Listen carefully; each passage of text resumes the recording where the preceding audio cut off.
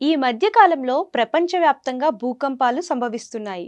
ముఖ్యంగా హిమాలయాలు, Myanmar, China సరిహద్దుల్లో భూకంపాలు ఎక్కువగా వస్తుంటాయి. అయితే తాజాగా ఎపిక్ ఎర్త్క్వేక్ సంస్థ బాంబు పేల్చింది. త్వరలో తెలంగాణలో మళ్లీ భూకంపం రాబోతుందని హెచ్చరించింది. తమ పరిశోధన ప్రకారం తెలంగాణలోని రామగుండం సమీపంలో భూకంపం వచ్చే అవకాశం ఉందని అంచనా వేసింది. దీని ప్రభావం రాష్ట్రంలోని వరంగల్, హైదరాబాద్ వరకు ఉంటుందని తమ సర్వేలో తేలిందని వివరించింది.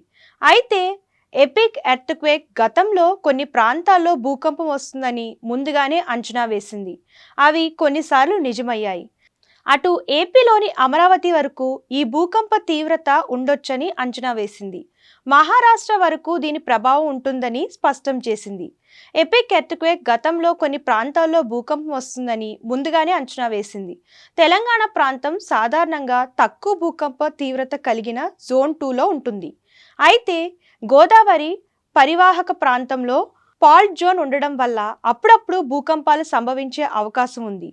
రిక్టార్ స్కేల్ పైన 5 కంటే ఎక్కువ తీవ్రత కలిగిన భూకంపాలు తెలంగాణలో చాలా అరుదుగా వస్తాయని నిపుణులు తెలిపారు.